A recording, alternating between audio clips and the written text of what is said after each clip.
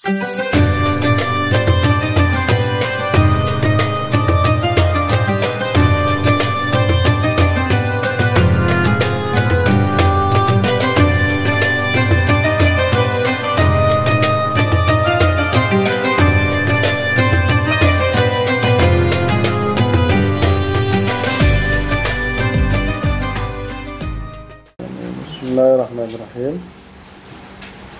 Let's continue our ngaji.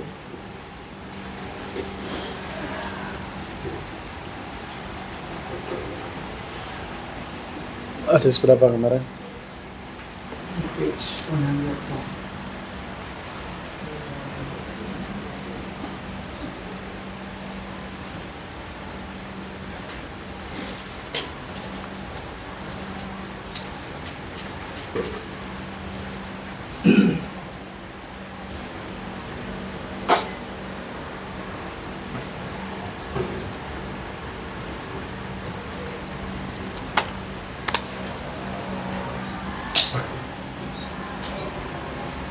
Another, yeah? From Matthew 49.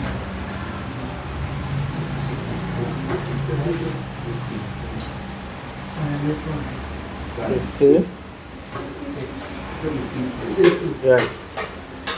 Bismillahirrahmanirrahim. Page 106. Hadis 53 ya. Wa Nabi Yahya Usaid bin Hudayr radhiyallahu anhu anna rajulan minal ansar. Can you turn off the fan? Bisa dimatikan?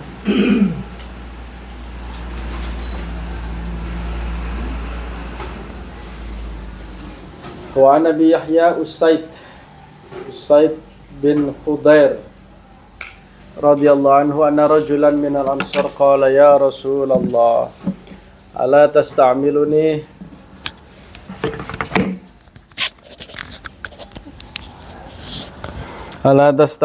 kama ista'malta fulanan faqala innakum satalqawna ba'di asaratan fasbiru hatta talqawni 'ala al-hawd muttafaqun alaih.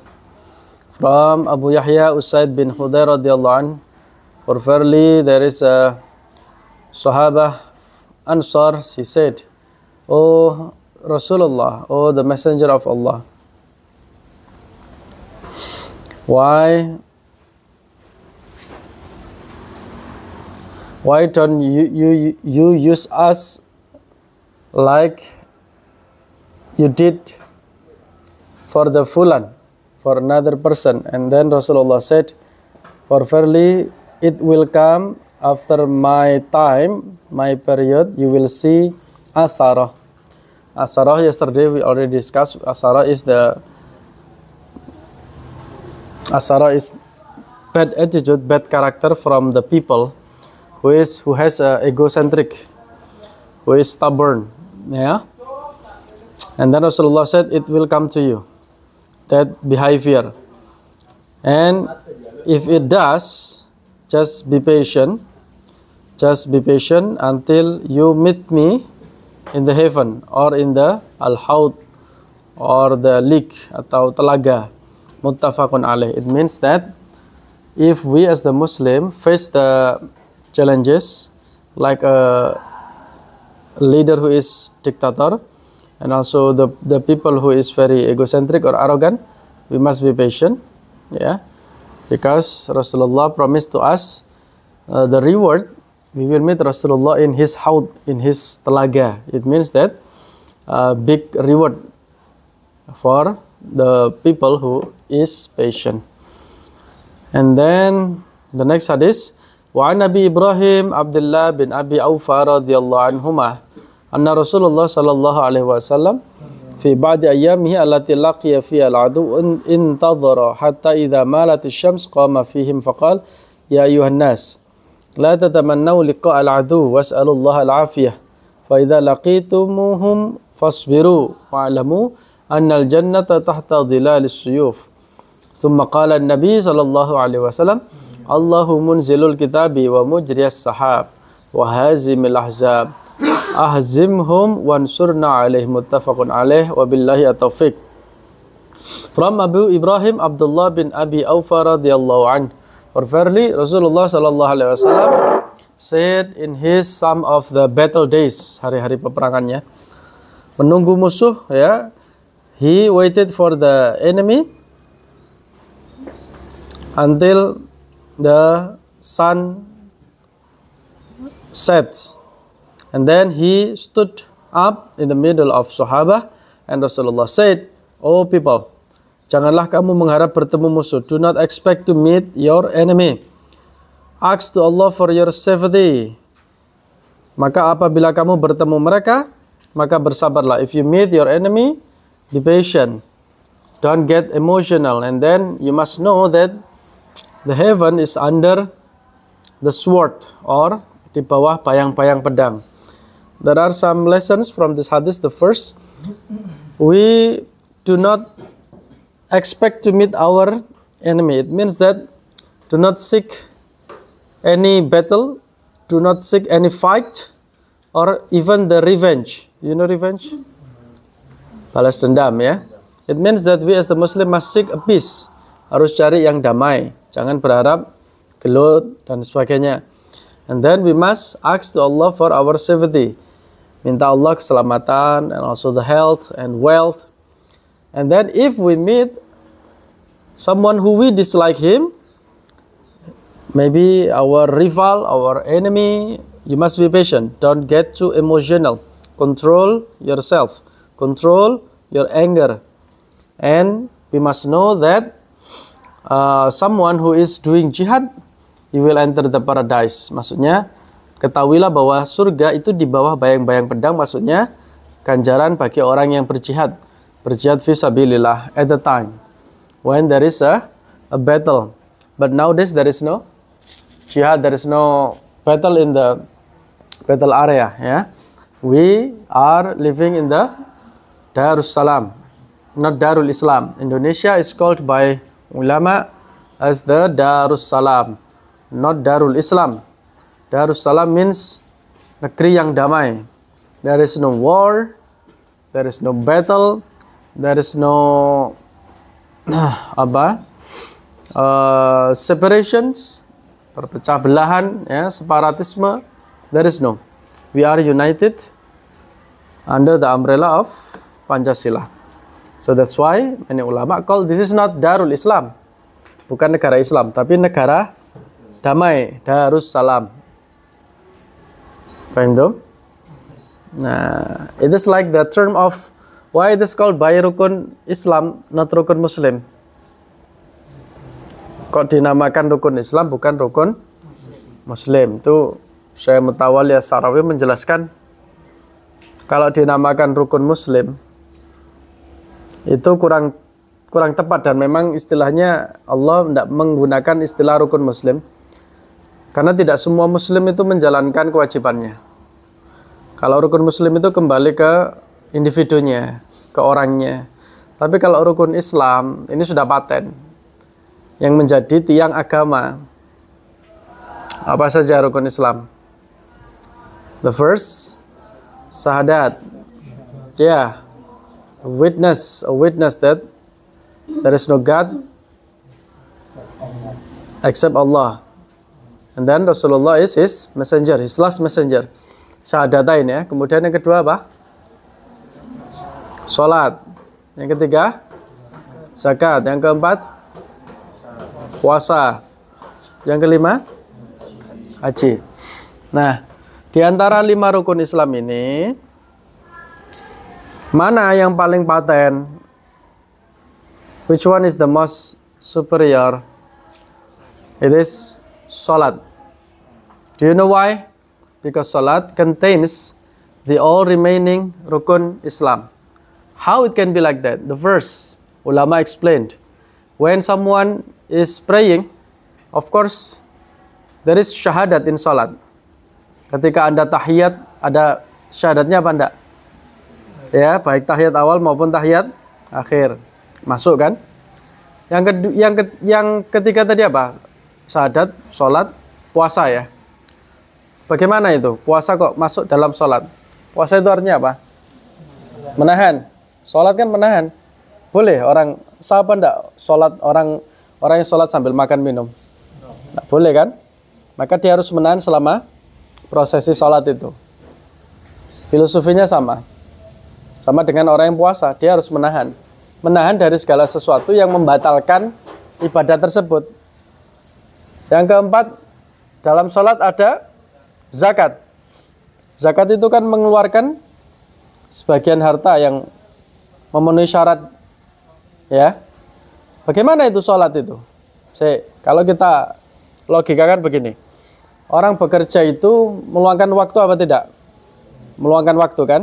He must give his time to work. What is the goal of working? To earn money. And then from that money, we must pay zakat. Nah, sholat itu meluangkan waktu apa tidak? Meluangkan waktu. Waktu yang seharusnya digunakan untuk kerja, digunakan untuk sholat. Berarti zakat kita itu adalah dalam sholat itu meluangkan waktu yang seharusnya dipakai untuk bekerja. Bekerja untuk dapat duit dipakai untuk bayar zakat. Maka sholat itu sudah menyita waktu kita yang sudah seharusnya dipakai untuk kerja. Itu kata para ulama. Yang kelima, haji. Haji itu menghadap ke Baitullah. Baitullah itu apa? Ka'bah. Sholat itu menghadap kemana? Ka'bah kan? Ka'bah sebagai kiblat. Sama. Cuma yang tidak di depannya. Tapi semua umat Islam di seluruh dunia itu sholat kan menghadap kiblat. Yang jadi patokan panjeran adalah Ka'bah. Paham tuh? Sholat. Maka tidak dikatakan muslim kalau dia tidak sholat. Apakah setiap orang pasti melaksanakan haji? Tidak kan?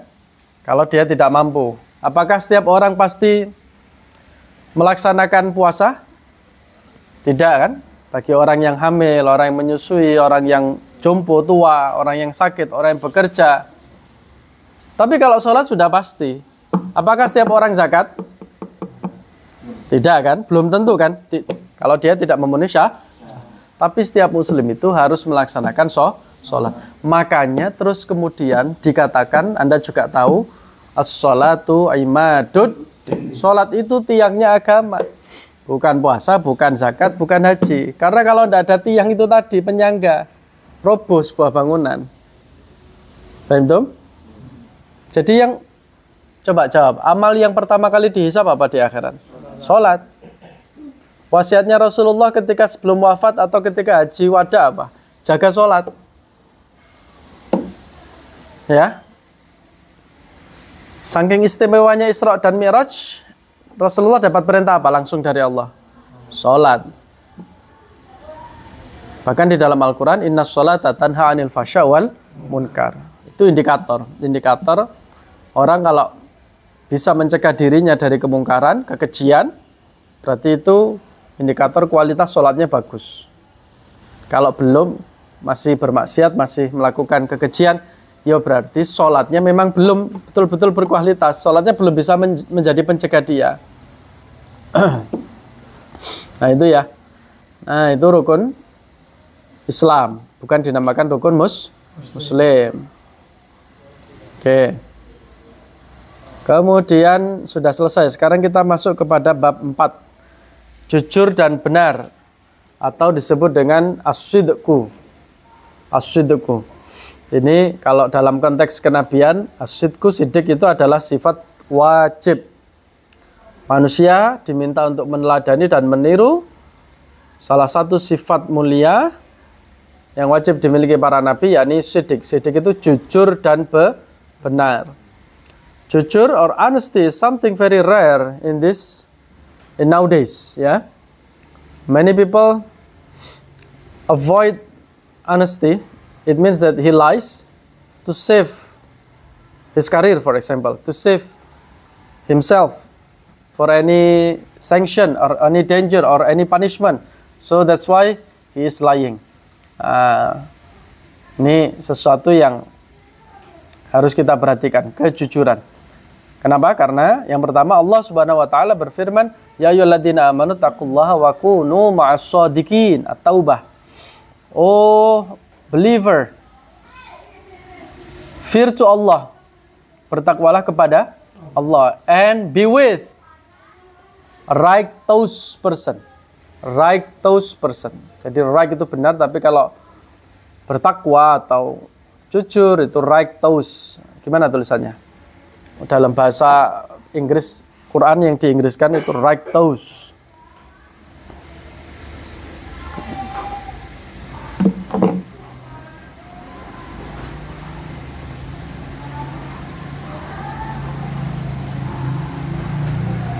Tidak ada di sini.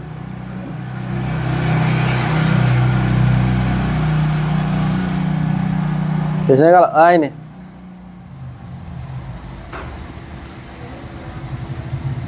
berbudi, bermoral, righteous tulisannya. Saya kirim di grup ini ya, AIS 6 ya, Akoba 6. That's the vocab. Mana ini?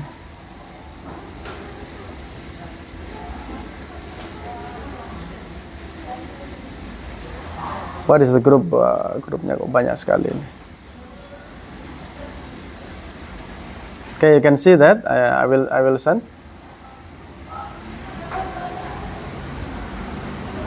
Okay. Did you see? Oke, sudah dibuka. Righteous.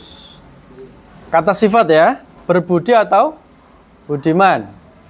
My husband is righteous man. Suamiku adalah pria yang budiman. Sinonimnya. Nah, ini yang penting, sinonim ini. Blameless. Blameless itu dari kata blame ya.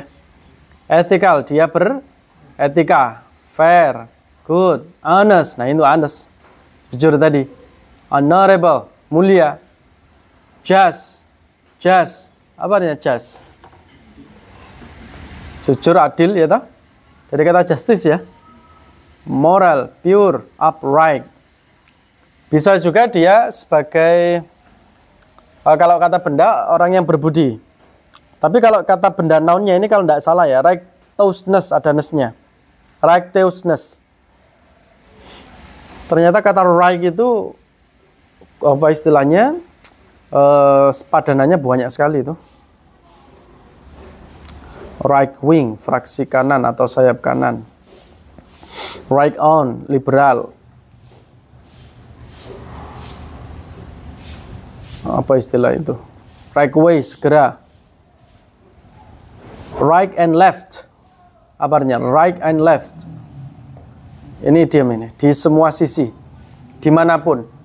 You can say right and left. Di semua sisi atau dimanapun.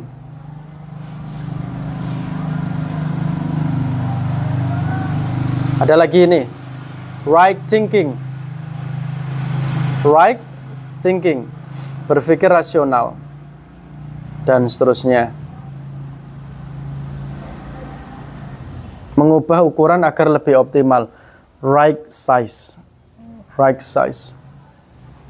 Oke ya, jadi itu righteous itu artinya apa? Budiman atau jujur boleh. Atau dia itu bermoral, beretika. Oh, the believer, wahai orang-orang beriman, fear to Allah and be with righteous people. At-Taubah. Kemudian ayat yang lain Allah Subhanahu wa taala berfirman was-shadiqina was-shadiqat.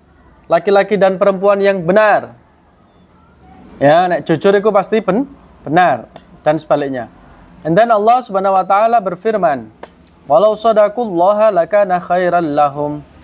Tetapi jikalau mereka benar imannya terhadap Allah, niscaya yang demikian itu lebih baik darinya. Oke, sekarang hadisnya. Ke-55. Ustaz Ari, can you read Arabnya? Yang lain menyimak ya.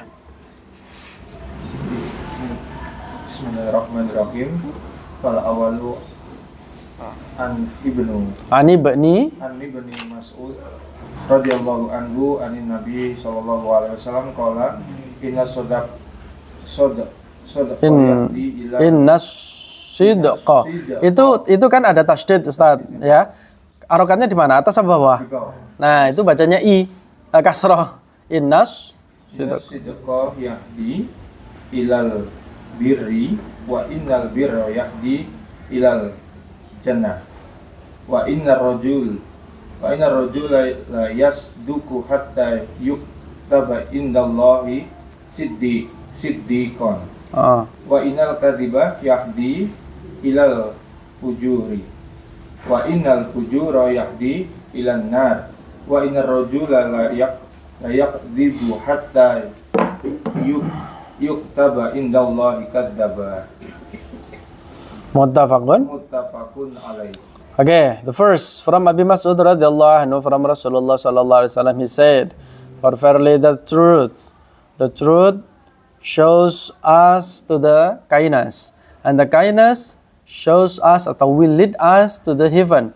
And for verily someone who is honest, who is always doing honesty, he will be written in the sight of Allah Subhanahu wa taala as siddiq, orang yang selalu berlaku jujur, baik perkataan maupun perbuatan. Itu ditulis di sisi Allah, oh orang ini siddiq, orang ini jujur. Kalau Anda jujur dan Anda istiqomah, konsisten terhadap sebuah nilai-nilai kejujuran, itu orang tersebut ditulis di sisi Allah apa? Siddiq. He is honest, truthful person. Dia bisa dipercaya. Nah, itu nanti menunjukkan ke jalan surga. Dan sesungguhnya dusta, kedustaan, apa bahasa Arabnya dusta itu? Dusta ya, dishonest ya.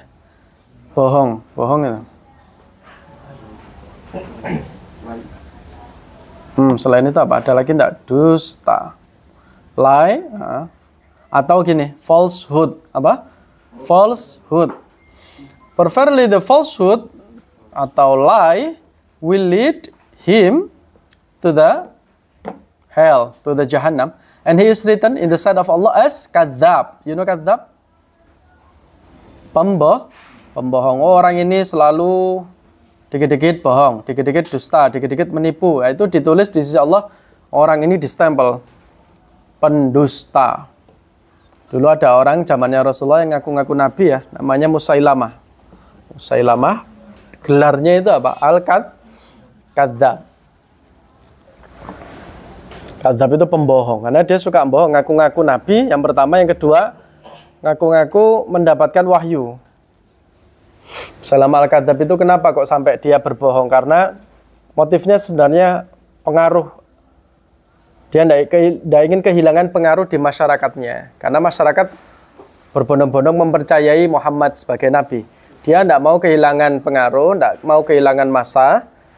Ya apa caranya dia ingin mendapatkan kembali simpati masyarakatnya itu.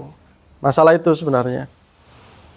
Dia itu sering nguping, sering datang ke majelisnya Rasulullah, terus sering nguping. Hari ini ada wahyu apa ya Muhammad itu? Nanti dia nyuri pendengaran, setelah itu dia pulang ke warganya, ke kampungnya sana, terus dia niru memodifikasi ayat-ayat yang disampaikan oleh Rasulullah di tengah-tengah sahabat. Jadinya ya lucu. Ya. Surat contohnya surat Al-Fil ya. Diganti sama dia Al-Fil wa ma adraka mal fil khurtumuhu tawil jismuhu kabir, umpama gajah. Tahukah kamu apa itu gajah? Gajah adalah binatang yang belalainya panjang, badannya besar. Dia ngarang. Dia tidak bisa mengarang kata-kata yang indah seperti Al-Quran. Padahal apa yang diucapkan oleh Rasulullah bukan perkataannya Nabi, tapi itu adalah wahyu. Makanya Al-Quran itu dalam keterangan tafsirnya para ulama, dalam mengutip Al-Quran itu gini, Allah itu kalau bikin tantangan, challenge, bantahan terhadap orang kafir, itu bertahap. Jadi begini, buatkan satu kitab yang, wahai orang-orang kafir, yang seperti Al-Quran atau mendekati Al-Quran. Itu satu. Bahkan Allah menawarkan seandainya seluruh manusia dan jin dikumpulkan jadi satu, bahu-membahu, untuk membuat sebuah karya yang menandingi Al-Quran, pasti mereka tidak bisa. Ternyata tidak bisa. Yang kedua kemudian oke, diturunkan lagi sama Gusti Allah. Kalau itu memang ada dalam Al-Quran, dijelaskan dalam Pak Prof. Quraisyhab itu. Kemudian kalau memang tidak bisa satu kitab, satu surat saja. Satu surat sajalah. Bikin satu surat yang keindahannya seperti Al-Quran. Balaghahnya, dari segi sastranya, pemilihan diksinya, pemilihan katanya. Tak bisa mereka. Satu ayat saja tidak bisa, diturunkan lagi. Dan kamu sekali-kali tidak akan pernah bisa. Contoh saja, saya kasih contoh secuil saja ya. Al-Quran itu begini, kalau ibarat, did you see the diamond? Did you know the diamond? When you see the diamond, from every angle, you see it is glowing. And then you see from the other side, it is still glowing. Al-Quran itu seperti diamond. Dilihat dari sudut manapun, dia akan memancarkan kilaunya. Dari sudut mana? Mau dari sudut mana kamu membahas Al-Quran? Dari aspek apa? Sastranya? Bahasanya? Angkanya? Mungkin ya? Dan seterusnya. Contoh, kata Al-Jannah itu diulangi dalam Al-Quran jumlahnya sama dengan An-Nar. Ya, kalau dihitung, para ulama itu menghitung jumlahnya sama. Ada balance, surga dan neraka. Kata Al-Hayat, hidup, itu sama dengan Al-Maut. Jumlahnya sama. Mana ada orang bisa ngarang dengan spontan. Kamu bikin novel atau bikin buku lah. Terus sampai segitunya. Itu baru satu aspek loh ya. Kata usbu. Usbu itu artinya week atau pekan atau 1 minggu. Itu dalam Al-Quran diulangi sebanyak 7 kali. Sesuai dengan jumlah hari dalam seminggu. Kata syahr itu 12. Ya. Mana ada orang kepikiran kalau bukan sesuatu yang luar biasa. Terus begini, contoh. Amma yatasa'alun anin naba'il azim. Artinya apa? Amma yatasa'alun. Tentang apa mereka saling bertanya. Yatasa'alun ini saling bertanya. Orang-orang kafir kan saling bertanya. Mereka bingung. Dan pertanyaan ini diulang-ulang bagi mereka. Anin naba'il azim. Mereka tanya tentang berita yang agung. Naba. Naba itu artinya berita. Makanya dinamakan surat An-Naba. Kenapa kok tidak pakai kata khobar saja, sinonim khabar? Ya. Kata naba itu beda dengan khobar. Khobar itu adalah kabar biasa sehari-hari. An-Naba itu untuk menggambarkan berita yang belum pernah ada sebelumnya dan ini suatu yang dahsyat. Nah, ini dalam pemilihan kata saja sudah beda. Anin naba'il azim. Kok tidak pakai khobar, gitu?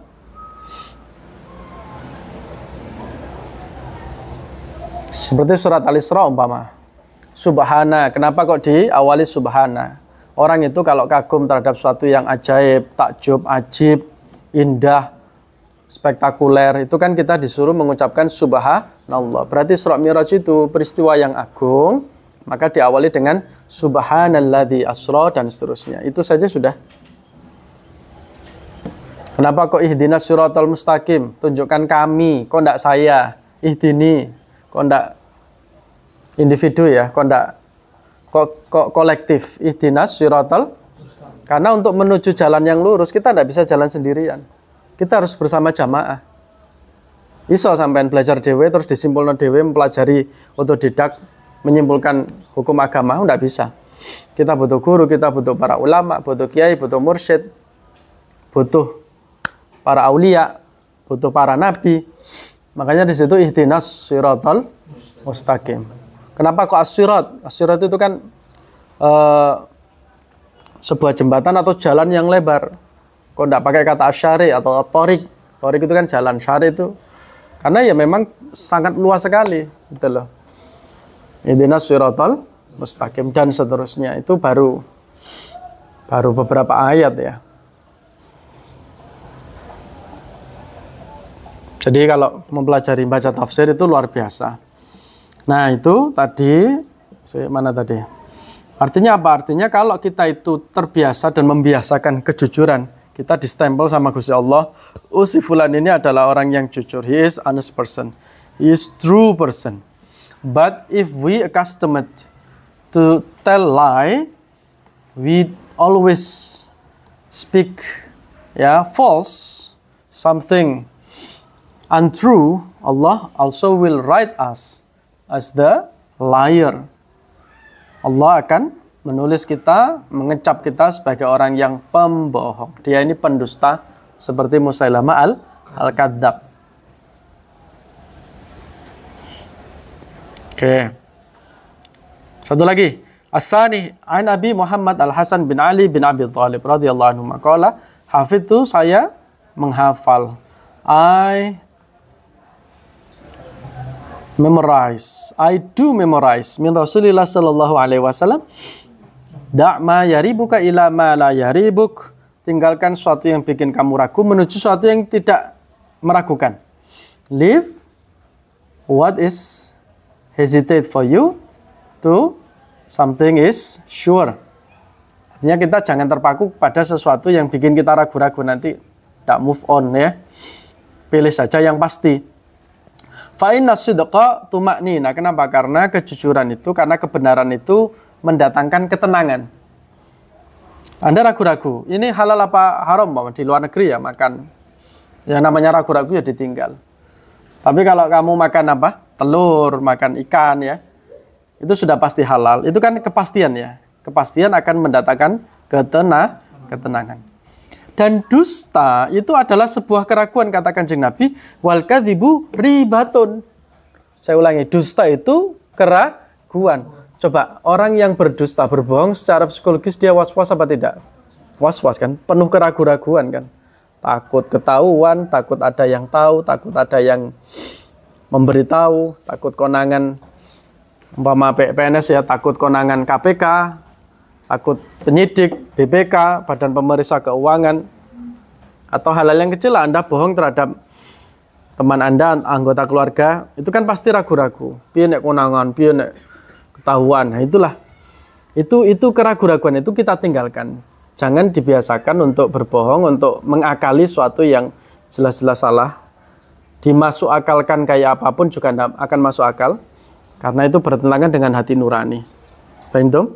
Tapi kalau orang itu lurus, jujur, tenang, dia mendatangkan tumakninah, dia mendatangkan sakinah dalam hatinya, pikirannya juga rileks, tidak ada tanggungan apa-apa. Tapi kalau kita bohong, kita nilap, kita korupsi, KKN, itu sehari-hari orang itu tidak akan tenang. Pejabat yang melakukan tindak penyelewengan, dia pasti tidak akan tenang. Sewaktu-waktu kalau ada KPK datang memeriksa berkas-berkas, mungkin kepikiran terus dia. Walaupun dia sudah lengser loh ya, itu pasti akan diusut. Kalau memang ada laporan-laporan, gitu loh ya. Hidupnya tidak akan tenang, kepikiran terus. Ibadahnya juga tidak nyaman. Jadi wallahu alam bisawab. Rabbi fanfa'na bi barakatihim wahdinal husna bi hurmatihim wa amitna fi tariqatihim wa mu'afatihim minal